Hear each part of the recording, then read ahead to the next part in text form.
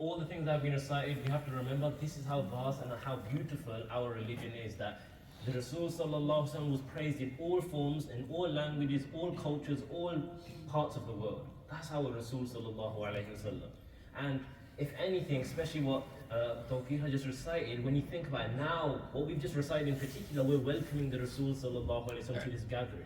So what better thing can we say by saying, Ya Nabi Salam, O Prophet of Allah subhanahu wa ta'ala, peace be upon you.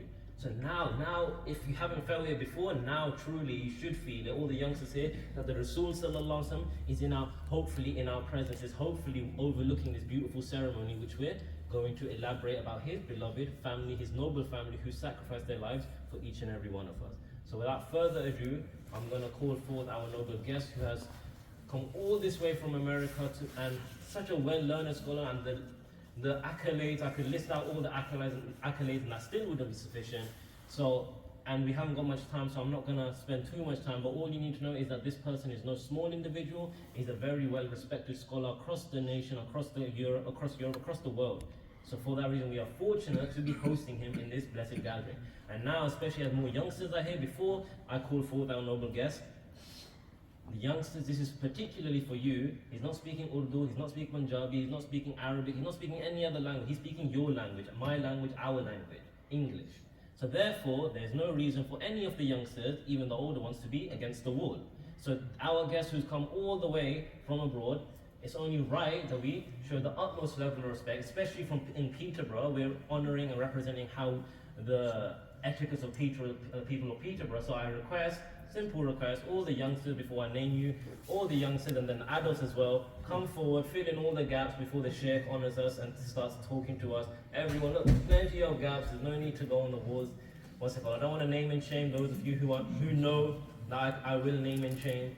So come on, Alhamdulillah, Allah has not given you, and Allah protect each and every one of you from any back issues and stuff like that.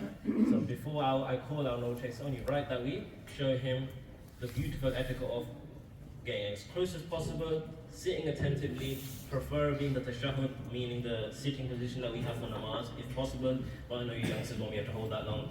And anyone else, please, everyone, the adults especially, should not be sitting against the wall. So without further ado, Maghrib namaz, inshallah, azan will be 9:10, so we've got plenty of time to listen to our noble Shaykh. So without further ado, I'd like to call forth Shaykh Dr. Walead Mosaad.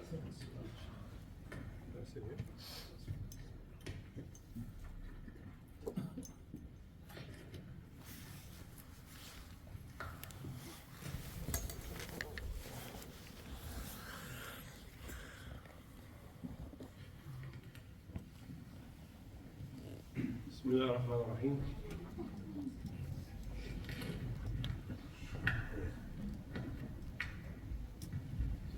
بسم الله الرحمن الرحيم.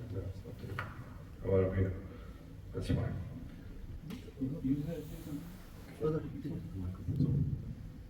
That's fine. بسم الله الرحمن الرحيم. الحمد لله رب العالمين. اللهم صل وسلم وبارك وأنعم على حبيبنا وقرة أعيننا وقائد البر المهاجرين وشفيع المذنبين وسيد ولي آدم ولا فخر محمد بن عبد الله وعلى آله وأصحابه ومن والاه تركنا المحجة البيضاء ليلها كنهارها لا يزوع إلا هالك. So first I'd like to thank the Muslim community in Peterborough and this very beautiful Masjid for hosting us in this afternoon in the blessed month of Muharram of the year 1445 from the Hijrah of our Prophet Muhammed sallallahu alayhi wasallam. And this month of Muharram, which means the sacred month, Prophet sallallahu alayhi wasallam designated 4 sacred months, 3 in a row and 1 by itself. The 1 by itself is Rajab al-Fard, the month that comes before Sha'ban. And then we have the 3 that come in a row, namely Dhul Qa'dah, Dhul Hijjah, and now the last month of Muharram. And when we think about the legacy of our Prophet Muhammad ﷺ and what he has left behind, he was very clear. And even though the Sahaba, companions, knew in their hearts that one day he would pass. Nonetheless, it came as an extreme shock to them, to the degree that one of the greatest companions, Umar ibn Khattab, denied it. And on that day he said, whoever says that Muhammad has passed, let him take care of him. On and on. And then the noble companion Abu Bakr as-Siddiq radiallahu anhu came into the area, to the majlis, and then he recited the verses from the Quran that we all know, where he said, من كان يعبد محمد فإن محمد قد مات وكمن يعبد الله فإن الله حي لا يموت ومحمد رسول قد خلت من قبله الرسل أفإن ماتوا وقطعا انقلبتم على أعقابكم. Muhammad is like a messenger that has come before you. If he is killed or he dies, will you turn over or will you turn back to where you were? And the Sahaba claimed that that day it's as if the first time they heard those verses, even though they heard them before. So in that role, Sayyidina Abu Bakr as-Siddiq was a Khalifa. Yes, he became the Khalifa after. But in the role of reminding people, which is what the role of our Prophet Muhammad ﷺ, right? He is Bashir and Nadhir. إنما أنت مذكر لست عليهم بمسيطر. You are the one to remind them. You are not one to overwhelm them, to overpower them. It's not saytara. You are not to compel them. لا إكراه في الدين. But you are to remind them. And when you think about reminding somebody, it means something they already know. And so Allah subhanahu wa ta'ala has ennobled every son and daughter of Adam عليه السلام. And He has ennobled us with this fitrah. فطرة الله التي فطر الناس عليها. This ennobled character and original state that you can think of, that Allah subhanahu wa ta'ala has blessed every single person who has ever been born with the original state. And He said so. كل إنسان يولد الفطرة. The Prophet ﷺ said, every person is born on the fitrah. وإنما يعني أهله يهودانه أو يمجسانه أو ينصرانه إلى آخر الحديث. But it is their nurture afterwards that will change them. So the role of prophets and the followers of prophets is to remind, is to invite, is to help people remember. And those are the only two categories of people that are worth following. Prophets and followers of prophets. There's no third category. There is no third category of people. There is no one else we should be interested in following and emulating and taking as an example, as a qudwa, as someone, as a leader, except prophets and followers of prophets. So this noble and sacred month that we find ourselves in, we find events that relate to prophets and followers of prophets. So on the day of Ashura, which is the day when the Prophet ﷺ entered Medina, he used to fast before Medina, by the way. When we entered into Medina, and he found that the three main Jewish tribes that were there, Banu Nadir, Qaynuqa, and Qurayza, were fasting this day of Ashura, the 10th of Muharram. And when they were asked, why do you fast this day? They said, this is the day that Moses led us in Exodus out of Egypt to the promised land. What did the Prophet ﷺ say in response? He said, نحن أولى بموسى منكم. نحن أولى بموسى منكم. We have more right to commemorate, to celebrate, to remember what Musa عليه السلام did than you do. Why did he say that? What did we say just a minute ago? Prophets and followers of prophets. The Jewish tribes that were there in Medina, when they rejected the Prophet ﷺ as a prophet, they were no longer followers of prophets. But who was the prophet and who was the follower of the prophets? Muhammad sallallahu alaihi wasallam and his Sahaba, wa ahli bayti, those of his family that followed him as well. So that's who we follow. And when the Prophet ﷺ found that Umar al-Khattab was looking at some pages of the Torah, he said, why are you reading that? He said, the guidance is our guidance. And if Musa was with us today, he would have no option other than to follow our way, the way of Muhammad ﷺ. So all of the prophets that came before Muhammad ﷺ had the message of La ilaha illallah. We all know that. But did you know they also had the message of Muhammadan Rasulullah? All of them. وَمَبَشِّرٌ بِرَسُولٍ يَأْتِي مِن بَعْدِهِ اسْمُهُ أَحْمَدٍ. That's about Isa alayhi salam. So the Prophet ﷺ had other names like Muhammad, like Ahmed, like Mahmud, Hamid. These were the names of the Prophet Muhammad ﷺ that the prophets before him all told the people there will be a final and last prophet that is coming. And his name is Ahmed or Muhammad or Hamid or Mahmud. But he is the last and final prophet. So since the time of Adam alayhi salam, the Prophet Muhammad ﷺ was the prophet. And when the Prophet ﷺ was asked by Jabir ibn Abdullah, one of the Sahaba, he said, Ya Rasulullah, mata kunta nabiyya? When were you a prophet? When did that happen? Did he say Ghar Hira? No. Did he say during the Hijrah? No. He said, Kuntu nabiyyan wa Adam بين الروح والجسد في رواية أو بين الطين والماء في رواية أخرى. He said, I was a prophet when Adam was between his body and soul. And another version, I was a prophet when Adam was still between clay and water. So even before Adam alayhi salam actually became a man, he became, before him, sallallahu alayhi wa sallam, Muhammad was the prophet. Some might say, well, in the knowledge of God, that's true. Because we say that ilmullahi qadim. The knowledge of Allah subhanahu wa ta'ala has always been there, just like Allah has always been there. That's how we understand all of the names and attributes of Allah subhanahu wa ta'ala. Ilmuhu la yatajaddad, as they say. He does not come to learn things. He's always known them. So you can say he knew before all of this, obviously, that Muhammad would be a prophet sallallahu alaihi wasallam. But then he knew that about all the prophets. So it has to be something unique about Muhammad sallallahu alaihi wasallam. And the thing unique about Muhammad sallallahu alaihi wasallam, even though he is the last of the prophets to be sent, he is the first of them to be in existence. So the light of Muhammad sallallahu alaihi wasallam, and Nur al-Muhammadi, was the light that all of the prophets took from. And he is the one who will lead all of the prophets. And in fact, he led them in prayer on the night of al-Isra wal-Mi'raj في بيت المقدس.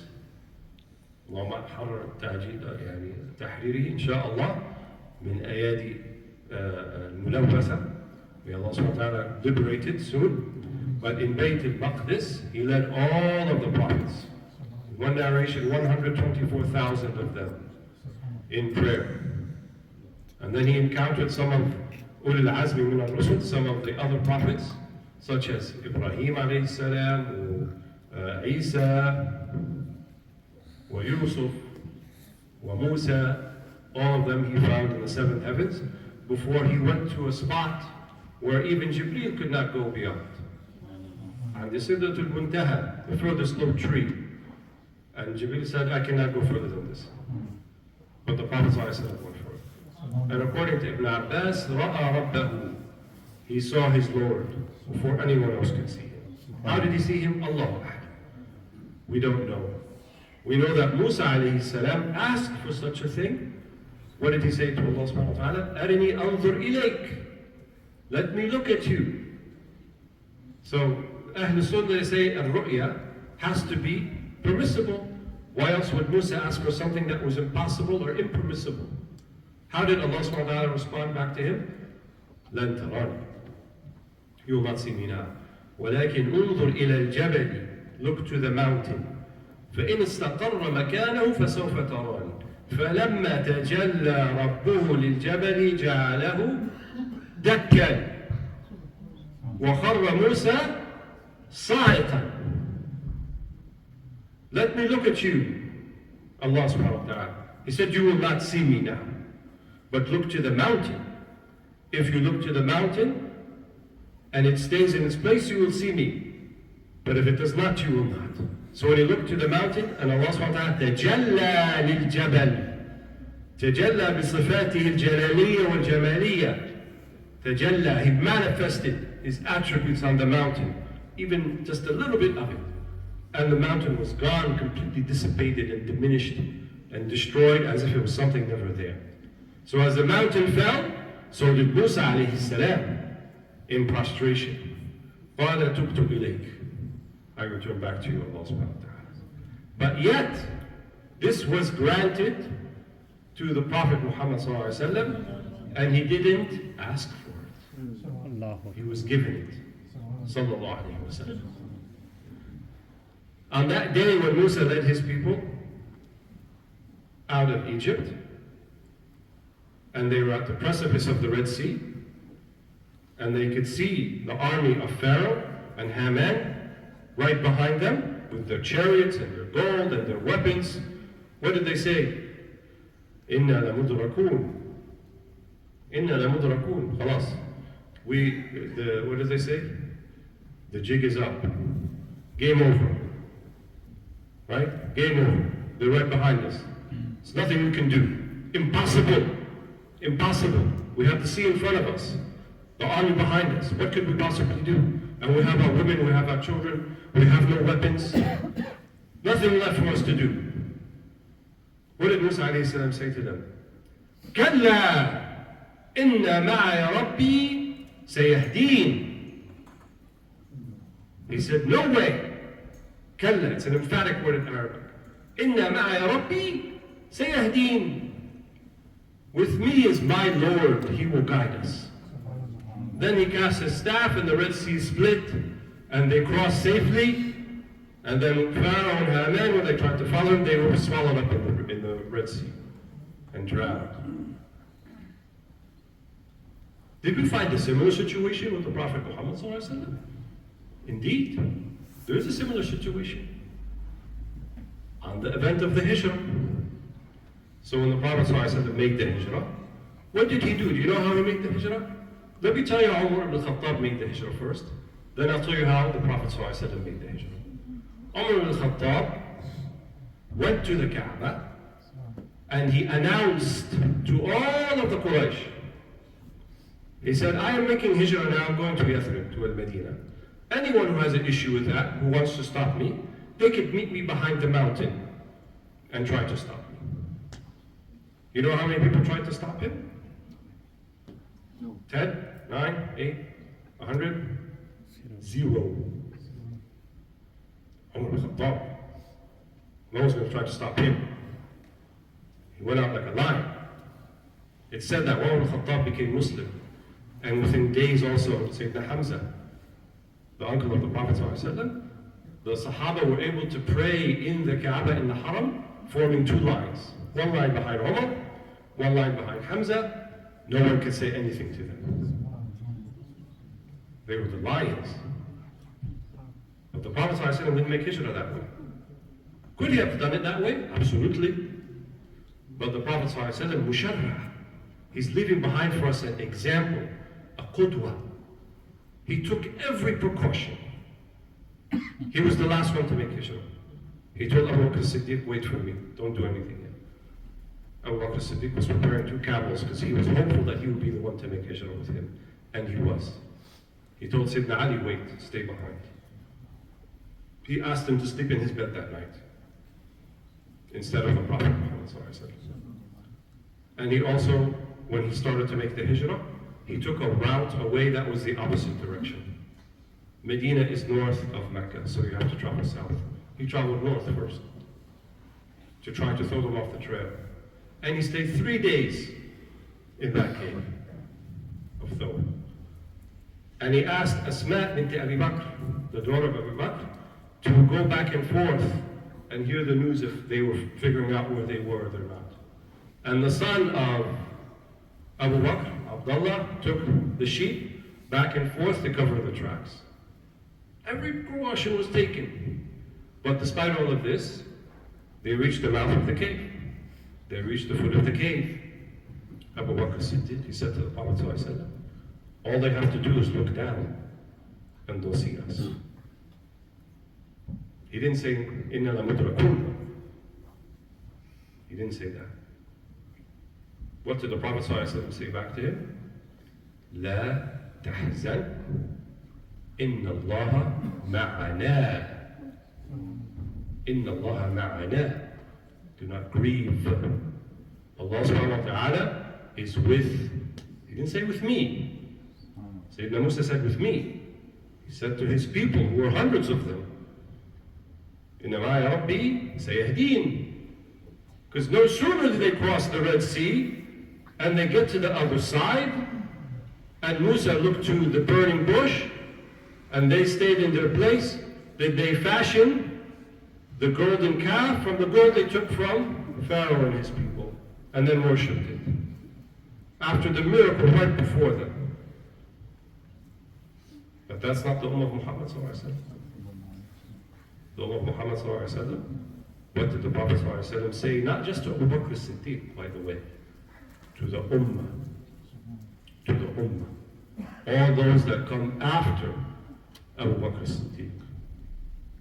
La tahzan, inna Allah ma'ana. Don't grieve, Allah is with us. All of us. I heard the brother, mashallah, speak about how the shuhada, how we should not perceive them as to be passed away. Isn't that more true of the prophets, as he mentioned? Of course it is. Of course it is. There are so many beautiful things about the Ummah of Muhammad sallallahu alaihi wasallam. Allah will never punish us collectively. Why? Because we're better than Bani Israel? Because we're good people? La. That's not the reason. وَمَا كَانَ اللَّهُ يُعَذِّبُهُمْ وَأَنْتَ فِيهِمْ وَمَا كَانَ اللَّهُ يُعَذِّبُهُمْ وَهُمْ يَسْتَغْفِرُونَ Surah Al-Anfal. And Allah will not punish them, and you are amongst them. You are within them. And Allah will not punish them while they are making istighfar. There are 3 types of dhikr everyone should be doing every day.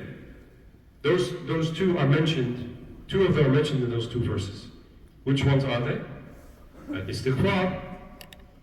The Prophet ﷺ would say, إِنَّهُ لَيُغَانُ عَلَى قَلْبِي فَأَسْتَغْفِرُ اللَّهَ 70 أَوْ 100 مرة. I have this gheen, something I have to work with my heart. The Prophet ﷺ in his maqam. So I astaghfir, I seek forgiveness from Allah subhanahu wa ta'ala 70 or 100 times a day. Al-istighfar. What else? وَمَا كَانَ اللَّهُ يُعَذِّبُهُمْ وَأَنْتَ فِيهِمْ صَلَّيْتُمْ عَلَى رَسُولِ اللَّهِ. Did you give salah on the Prophet sallallahu alaihi wasallam? Say it. اللهم صل وسلم وبارك على سيدنا Muhammad. We should be saying that 100 times in the day. At least 100 times in the day. Do we truly love the Prophet sallallahu alaihi wasallam? Do we truly love Ahlul Bayt of the Prophet sallallahu alaihi wasallam? Do we truly love the Sahaba? If we truly love them, we have to follow them. We have to show them. And one of the signs of love is following. So if we truly love them, we should follow them in what they did. So the salat, the istighfar, and the first one, of course, that is the fountainhead of everything, that it makes us who we are. La ilaha illallah. La ilaha illallah wal istighfar wal salat al Nabi sallallahu alaihi wasallam. Every person of repute, every person of deen, every person of taqwa, every person of ihsan says these 3. Every day. Every day. How many times a day? At least 100. At least 100. Salat on the Prophet sallallahu alaihi wasallam. If you come away from this, except that, it's enough for me. Salat on the Prophet sallallahu alaihi wasallam, istighfar, some seelah of la ilaha illallah. Some formula of la ilaha illallah, some formula of the istighfar, and some formula of the salat on the Prophet Muhammed sallallahu alaihi wasallam. Then we will be of those, when the Prophet sallallahu alaihi wasallam says to Abu Bakr as-Siddiq, of the ummah he's also speaking to, la tahzan, إن الله معنا. إن الله معنا. So if the Prophet ﷺ is in your heart, you are with him. How do I know that? Read the Sunnah, read the Hadith. The man who came to the Prophet ﷺ and he said, متى الساعة? He asked the Prophet ﷺ, when is the day of judgment? He's like, ماذا عددت لها? This was also the beautiful way the Prophet ﷺ would redirect the question. He's asking when it is. Prophet ﷺ is redirecting him to the thing he should be asking about, which is what have you prepared for it? It's not important when it is. It's important what have you done to be ready for it, wherever it comes. He said, لا كثير صلاة ولا صيام. He said, to be honest, not a lot of extra salah. So he does the fard, but not a lot of extra besides that. Not a lot of extra fasting outside of Ramadan. ولكن أحب الله ورسوله. But I love Allah and I love the Messenger of Allah. Sallallahu Alaihi Wasallam. What did the Prophet ﷺ respond back to him? أنت مع من أحببت. You are with the one you love. You are with the one you love. That's true for the Sahaba. It's also true for us. So if we love the Prophet ﷺ, if it is in our heart, we are with him. And more importantly, he is with us. He is with us. And if he is with us, who else is with us? Allah subhanahu wa ta'ala. So is Allah subhanahu wa ta'ala. So there are no people worth following except prophets and followers of prophets. So we said in Ashura, this specific month, we can talk about prophets and followers of prophets. We mentioned the prophets, Musa عليه السلام, and he led his people out of Egypt. What about the followers of prophets? It was also in the same day, which is in a few days, the 10th of Ashura, in this sacred month, that one of the followers of the prophets, and one of آل بيته, من آل بيت النبوة, Sayyidina Hussain ibn عليه, السلام, the grandson of the Prophet Sayyidina Hussain, who is from the Al-Bayt and is also obviously from the followers of the Prophet Muhammed. And I don't want to go into the whole details of the events. Many of us know that. But what is important and more important to know is, what do these people mean to us? What are the rights of Ahlul Bayt on the Ummah? Prophet ﷺ told the Sahaba that there will be a day he's not going to be there anymore. And he even said to them, مَنْ يَعِشْ مِنْكُمْ فَسَيَرَى اخْتِلَافًا كَثِيرًا. Whoever lives after me, you will find a lot of divisiveness and dispute in the Ummah. Don't be surprised. It's meant to happen. وَلَكِنْ تَرَكْتُ فِيكُمْ. However, I have left for you الثقلين. تَرَكْتُ فِيكُمْ الثقلين. What is a thaqal? What is the thing that is thaqil? Thaqil means what? Heavy. I have left two heavy, weighty things with you. Two heavy, weighty things with you. ما أن تمسكتم بهما لن تضلوا بعدي أبدا. If you hold steadfast to them, you will not go astray after me. There's two versions of this hadith. And there is some dispute amongst the ulama and some ideological factions of which one do we follow? Which one is more correct? In terms of the sihha, in terms of the soundness, both are sound. Both are narrated in the sound traditions of Tirmidhi and Abu Dawud and so forth. One of them is in the sound tradition of Muslim, and the other is not. So the first version I'm going to tell you is not in the version of Muslim, but it's a sound version nonetheless. تركت فيكم الثقلين ما أن تمسكتم بهما بعدي لن تضلوا بعدي أبدا كتاب الله وسنتي, the book of Allah, and my sunnah, my way. Right? Sunnah doesn't mean when you come pray 2 rak'ahs in the masjid before the fard, not that sunnah. هذه السنة عند الفقهاء. This is the meaning of sunnah with the faqih. Abi Hanifa, Malik, Shafi'i, they define sunnah as that which you're not obligated to do, but nonetheless if you do, you're rewarded. That is talking about another type of sunnah. Sunnah in the broader definition. The whole thing, the whole holistic understanding of all the things that I do. What I have said, what I have done, what I have approved of, the states of my heart, all of that. Al-aqwal wal-af'al wal-ahwal. All of these things are sunnah of Muhammad sallallahu alaihi wasallam. So if you stick to those things, you won't go astray. Right? That sounds good, not controversial, very good, everyone agrees with that. What's the other version? That's in Muslim, a version of it anyway, and also for Sahih, Sitta, the other books. تركت فيكم الثقلين ما إن تمسكتم به بعدي لن تضلوا بعدي تمسكون بهما لن تضلوا بعدي أبدا كتاب الله وعترة أهل بيتي وعترة أهل بيتي and the lineage of Ahl Bayt, of my lineage, my household.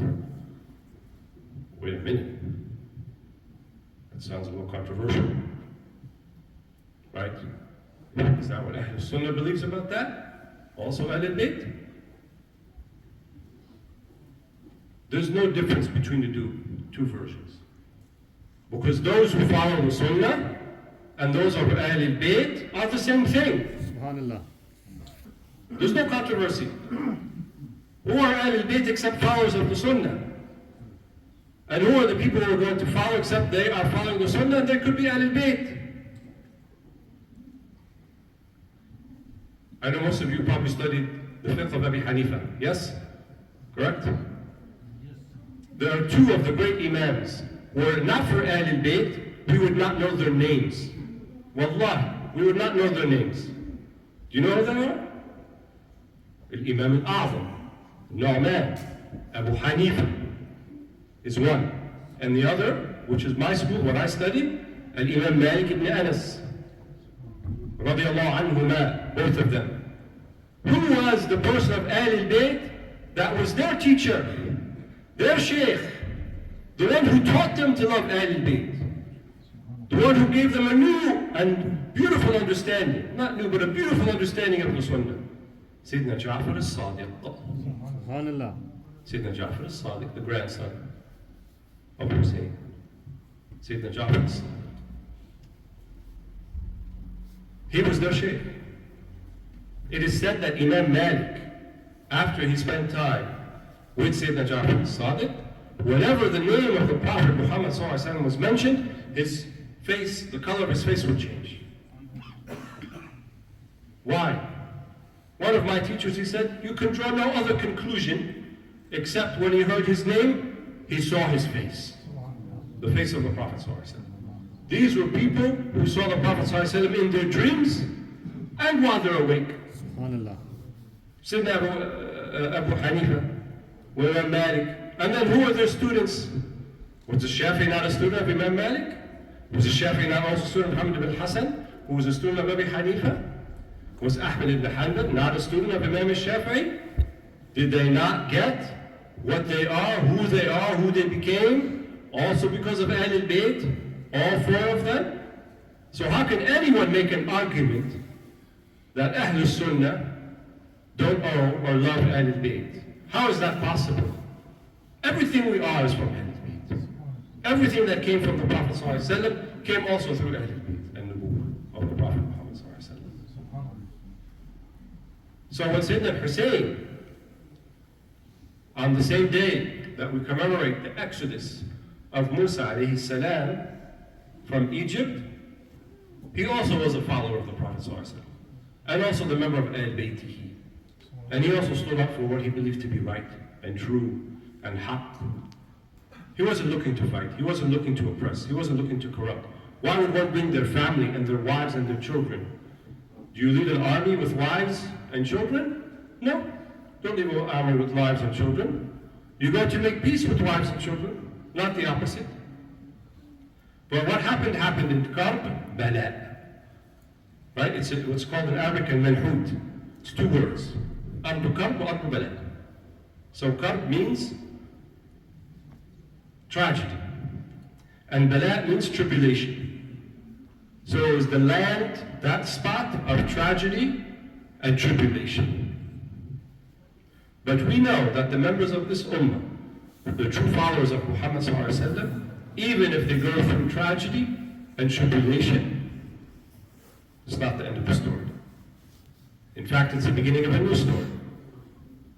Those who survived that day in Karbala, they began a new story. They could not stay in Hijaz anymore, most of them. And they went to a land that welcomed them with open arms.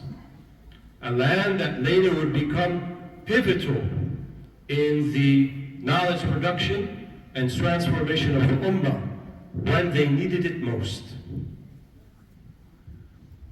When the Crusader army and the army of the Mongols were threatening to destroy everything about Islamic civilization. Nearly at the same time, the Mongols ran through Iraq and destroyed it, never recovered. They ran through the lands of Bukhara and Uzbekistan, never recovered. And they made it to Damascus. At the same time, within decades, the Crusader army sent by the French king were also making their way south to put an end to Islam, basically. That was the goal. Put an end to Islam. But the army that was raised from this particular land, that became the sanctuary and the refuge for Ahlul Bayt, they're the ones who repelled both armies with the same army. The land of Egypt. Ahlul Bayt, many members of Ahlul Bayt went to Egypt. And according to the soundest of narrations, the noble head of Sayyidina Hussain was brought to Egypt as well. And then the living, breathing members of Ahlul Bayt went to Egypt. One of the granddaughters of Ahlul Bayt, Sayyidina Nafisa, Sayyidina Zainab, Sayyidina Ruqayya, Zayn al-Abidin, many of the members of Ahlul Bayt went to Egypt. Imam al-Shafi'i, one of his shaykhs, yes, he had a female teacher, and her name was Nafisa. He passed away before Sayyidina Nafisa, عليه السلام. And when she was asked about Imam al-Shafi'i, she said, إنه كان يحسن الوضوء. He used to make very good wudu. You might think that sounds like she's not very complimentary towards him. Sounds like she's something saying like very disparaging. But it's quite the opposite. Because if he can do wudu perfectly and correctly, and the bidayat bin nihayat, as Ibn Ata'illah secondary says, when ashraqat bidayatuhu, ashraqat nihayatuhu. Whoever's beginning is illumined, whoever has the foundations, then they will have all of the end goals also correct. حفظ أو يعني الطريق إلى الوصول بحفظ الأصول. The way to get to where you're trying to arrive is by preserving the foundations. We can talk all we want about Ahlul Bayt and Ashura, but if you don't know how to make wudu properly, if you don't know how to pray properly, it doesn't mean anything. That's why they say, بتضييعهم الأصول حرموا الوصول. When they lost the foundations, they were deprived of the goal. We don't want to lose the foundations.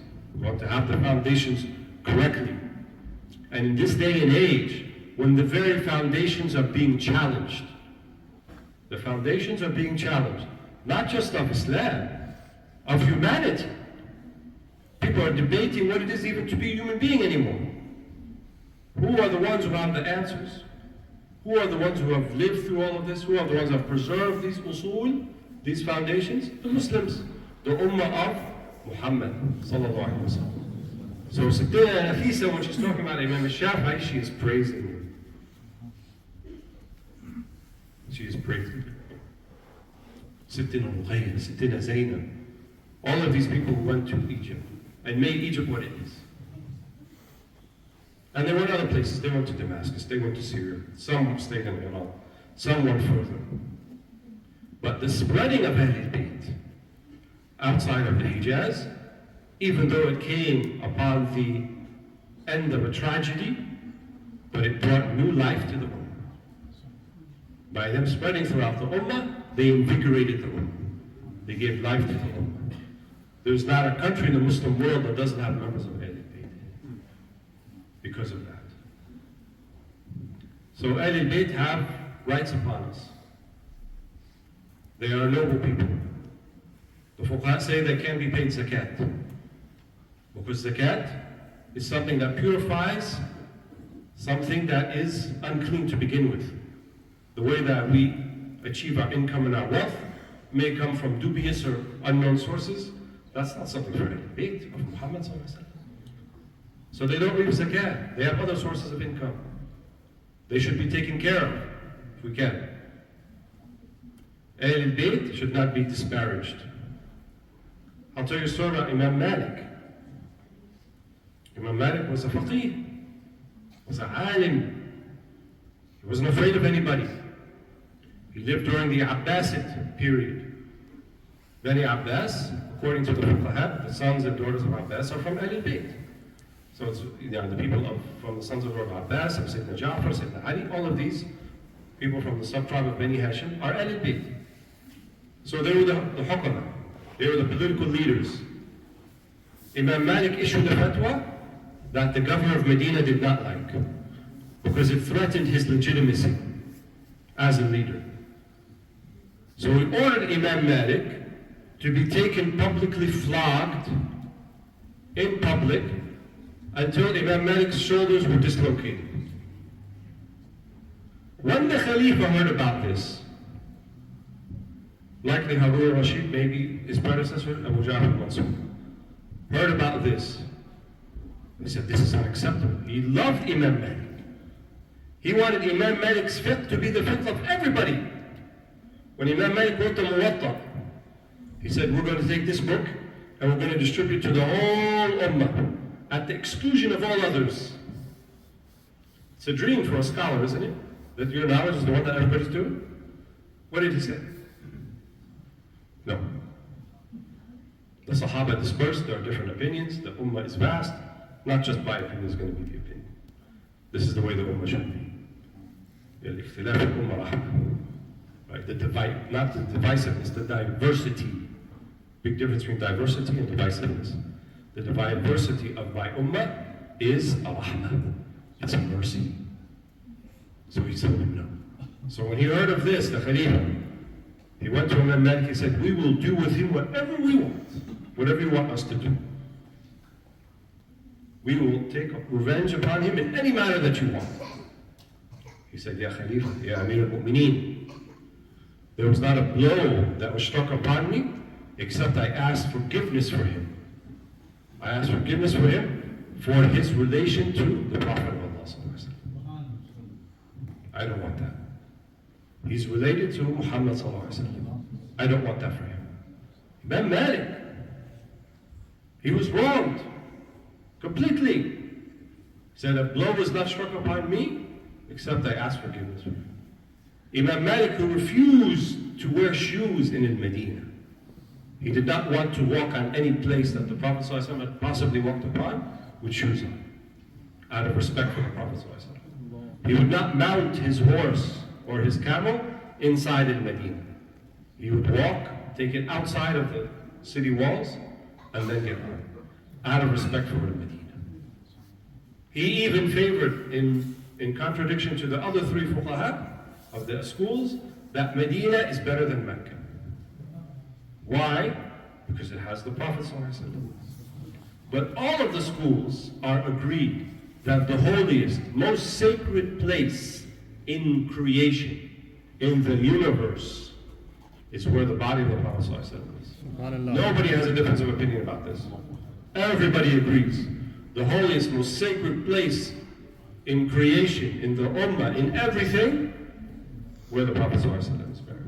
Sallallahu Alaihi Wasallam. And so anyone who has qarabah, anyone who has relation to the Prophet ﷺ, either via blood, which makes them Ahlul Bayt, but more importantly, via meaning.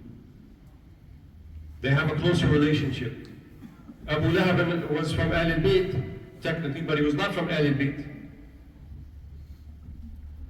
What did Allah subhanahu wa ta'ala say to Noah alayhi salam when he asked about his son who drowned in the flood? إِنَّهُ عَمَلٌ غَيْرُ صَالِحٍ إِنَّهُ لَيْسَ مِنْ أَهْلِكَ. He's not from your ahl. He didn't say he's not your son. He didn't say لَيْسَ إِبْنَكَ. He is your son. But he's not from your ahl. He's not from your ahl. He's not a follower of you. إِنَّهُ عَمَلٌ غَيْرُ صَالِحٍ. Why? Why is he not a follower of me? عَمَلٌ غَيْرُ صَالِحٍ. His amal is not good. His amal is not good. He refused to follow you. So he's not from your ahl, even though he's from your son. And the Prophet ﷺ said about Sattina Fatima, what did he say? لو سرقت فاطمة ما بحسين إلا أن أقطع يدها. If Fatima stole, then I have to apply the had to her too, as well. So those people are from Ahlul Bayt. They're also from the Ummah, and they're also from the followers of Muhammad ﷺ. So it's mashroot, it's conditional. Are they true followers? But for people like Imam Malik, even though he may have had the excuse, he still said they have a qaraba, they have a relationship with the Prophet Muhammad ﷺ. And so there is a ma'na, a meaning of Ahlul Bayt. All of the followers of Muhammad ﷺ are from Ahlul Bayt. All of the followers of Muhammad ﷺ are from Ahlul Bayt. Abu Bakr as-Siddiq, alaysa min Ahlul Bayt? Yes? Umar al-Khattab, he was. What did the Prophet ﷺ say about Salman al-Farisi? Salman minna Ahlul Bayt. Al-Farisi. He was an Arab. Salman minna Ahlul Bayt. Salman minna Ahlul Bayt. Salman is from us. He is from Ahlul Bayt. And so are all of the believers. They are from Ahlul Bayt. So if that's true, and I look at every believer as a creature of Allah subhanahu wa ta'ala, created by Allah subhanahu wa ta'ala, and if they're a believer, they could be from Ahlul Bayt, should we not treat one another like we're all from Ahlul Bayt? Should we not have the love and the respect and the sanctity and the inviolability of all the believers? Didn't the Prophet ﷺ say that the believers are brothers? يشد بعضهم بعضا. The believers are like one ummah, one body. If one part of the body suffers from fever or from disease, اشتكى سائر الجسد. Does not the rest of the body feel it? Are we not like one body? Are the members of Ahlul Bayt also included in that body? Are the believers not also included in that body? Are we all then not part of Ahlul Bayt? So what is all of this ideological division and divisiveness? And this school of thought and that school of thought and this ethnicity and they're Bengali and they're Pakistani and they're Egyptian and they're Lebanese. There are no distinctions like this in the Quran. There are no distinctions like this in the Sunnah. بين المؤمنين. المؤمنين أمة واحدة. We're one ummah. No matter where you come from, no matter who your parents are, no matter even if you have lineage to Ahlul Bayt or you don't have lineage to Ahlul Bayt. The idea is not to prove you have lineage to Ahlul Bayt. The idea is to show you love Ahlul Bayt, whoever they may be. And every believer has that. As we mentioned, every believer has that sanctity. Why did the Prophet ﷺ say that about Salman al-Farisi? When Salman came to Medina, and Salman's story is amazing, if you know the story of Salman al-Farisi. Salman al-Farisi was truly the prince of Persia. He was a prince, the prince in Persia. He had everything at his disposal. Everything at his disposal. But he wanted to seek the truth. He wanted to seek the truth. He asked around in Persia, they said, well, we don't really have scripture here, we don't have any of those things, you have to go and find it. Where did he go? Bayt al-Maqdis. Bayt al-Maqdis. He went to Jerusalem. Bayt al-Maqdis. And he studied with monk after monk, with priest after priest. One would die, he'd study with another one. Another one would die, he'd study with the next one. And they're all telling him the same thing. They were reading the same thing, that the Prophet of Akhir al-Zaman, the Prophet of the end days, will be found in the land of the date palm trees in Arabia. That description was there. And Salman knew it.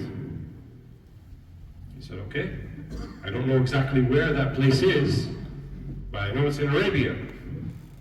So he did something that very, very, very few people would even think about doing in those days. Crossing into Arabia, and he doesn't know anybody. It's like going to Border Patrol, you don't have a passport. What do you think they're going to do? Or you try to cross the Border Patrol lines and board on the plane without passport, without security? That's what he did. He wanted to see the Prophet of the end days. So he finds himself captured and sold as a slave. Because Salman is not Arab. They said, you're Salman who? We don't know you. And so he went from one slave owner to the next, till he found himself in this land that had date palm trees. One day he's working on the plantation of his slave owner, and he's up in the tree. And to get the dates down, you have to go up there and cut them off. It's very high. He heard his owner happened to be of the Jewish tribe, speaking with another person. And he had heard from them previously that they thought that the Prophet would be coming to this place. That's why they were there to begin with. This was a tradition that was shared for generations amongst the Jewish tribes. That's why they were there in the first place. They migrated there waiting for him. So he heard this from them. But then one day, he heard them speaking, and one of them said, did you hear about this man Muhammad who's come to town? And he says he's the Prophet. Said, man heard this, he couldn't believe it. He fell down from the tree. Because he was so amazed. Is this finally the one I've been looking for all of these years? And he knew not only he would be in the land with date palm trees, but he knew to look for 3 signs. The monks taught him, look for 3 signs to know that he is the Prophet. He said, I have to find out. So he took a big bowl of dates and brought it and found the Prophet Muhammad. And he said, this is sadaqah for you. This is a charity. Prophet said, I can't eat from it, but we can give it to the people who are deserving. That was the first sign that the Prophet would not take from sadaqah for himself. Okay? The next day he comes back. Same big tray of dates. He said, this now is a gift for you. It's not charity, it's a gift. He said, okay. Then he ate from it, and so did the Sahaba. That's the second sign, that he'll take a gift. One sign remained. But this was a little bit harder. This sign was more difficult to find out. So Salman was trying to look towards the back of the Prophet ﷺ. Prophet ﷺ, يرى من ورائك كما يرى من أمامه. يرى من خلفه كما يرى من أمامه. He sees behind him as he sees in front of him. He noticed Salman what he was trying to find. He said, Salman, is this what you want to see? He exposed his noble back, shoulder, and he saw Khatim al-Nubuwwah. Khatim al-Nubuwwah. The last sign, the seal of prophethood, a physical sign on the back of the Prophet ﷺ. Salman saw this, and he said, Ashhadu an la ilaha illallah, wa ashhadu annaka Rasulullah. Right then and there. But Salman had a problem. He's a slave. So the Prophet ﷺ asked him, who are you with? Fulan, Hanak. So we contacted some of the Sahaba, go negotiate with him and try to win his freedom, buy his freedom. But this man was very, very greedy and stingy. He said, I need this number of gold, and I need Salman to plant me 100 date palm trees. If you've ever seen a date palm tree, its trunk is massive. And it takes a lot of work and a lot of maintenance to make it grow right. Can you imagine 100? So the Prophet ﷺ arranged for the Sahaba, I think Abu Bakr Siddiq paid for the gold. Now that was left was 100 trees. All of the Sahaba participated. But the Prophet ﷺ had one condition. He said, dig the hole, get it ready, but I will place the fasila, the young date palm tree in the place, and then you can bury it. So he did that. That year, date palm tree was only harvested once a year, around September, late August. 99 of the trees bore fruit, dates. One tree did not. Prophet ﷺ looks around and said, who planted that one tree? Umar ibn Khattab said, I did, Ya Rasulullah. So the Prophet ﷺ went back, he took that tree out and put it back in. وَطَرَحِتْ. And that same year, it also produced, which is impossible. Normally it's impossible. But that mu'jiza, that miracle, was done for Sayyidina Salman al-Farisi. So do you not think out of all that Salman went through? Then the Prophet ﷺ, when the Sahaba greeted Salman, they said, you're Salman who? He said, I'm Salman ibn Islam. I am Salman, the son of Islam. They don't know who his father is. The Prophet ﷺ said that. Salman minna al-bayt. Salman is from us, from al-bayt. Look at all that he did. That whole struggle. Of course he's from Ahlul Bayt. Why would he not be from Ahlul Bayt? So anyone who loves Ahlul Bayt, anyone who loves the Prophet ﷺ is from them. This is in our tradition. You love something, then you are that something. You love something and you follow that something, you are that. You love Ahlul Bayt, you are Ahlul Bayt. You love the followers of the Prophet ﷺ, you are a follower of the Prophet ﷺ. You love the Salihin, you are from the Salihin. You love the awliya, you are from the awliya. وهكذا. How beautiful is that? How beautiful is the deen? How inviting and merciful and compassionate is it that by merely how you feel, by your love, that you can be a part of that. We're not here to judge people. We're not here to evaluate people. We're here to invite people. Prophet ﷺ invited people. Some of the Sahaba who later became Sahaba, he waited 2 decades for them. How long did he wait for Abu Sufyan ibn Harb to accept Islam? 2 decades. He's fighting him, sending armies, even married his daughter, still not enough. Until Fath Mecca, the day of the conquest of Mecca, and the Prophet ﷺ enters Mecca, not as a conqueror, but as a mercy. How do we know that? Because one of the Sahaba had a standard phrase. He said, Al-yawmu yawmu malhama. This day is a day of epic battle. This is when we're going to show them. Prophet ﷺ said, La, al-yawmu yawmu marhama. This is a day of mercy. It's not about epic battle. And then when he enters with his 10,000 man army, Quraysh didn't have anything to face that. They couldn't fight. He said, whoever goes to the Kaaba, فَهُوَ آمِنٌ. Whoever goes to the Kaaba, the sanctuary of the Kaaba, then they are free from us. We can't harm them. Whoever also goes to the house of Abu Sufyan are also free from harm. The Kaaba and Abu Sufyan's house, the same thing. Because there is a tradition in Islam that you ennoble those who are ennobled by others. He was a noble chieftain of the clan, even though they opposed him, he ennobled him. And he accepted Islam that day. But he didn't accept it fully. Because when the Prophet ﷺ said, Ya Abu Sufyan, how do you feel that? He said, as for La ilaha illallah, I've always believed that. But as for Annaka Rasulullah, fi nafsi shay. As for you being the messenger of Allah, something's still in my heart. Did he say, no, that is kufr, that we can't accept? Cut his head off? No. He waited and was patient with him, and he became a good Muslim.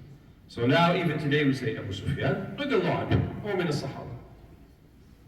Even Muawiyah, his son, radiallahu anhu. Though he had his khilaf with Sayyidina Ali from Ahlul Bayt. Because you can't say you love Ahlul Bayt and not love the Sahaba at the same time.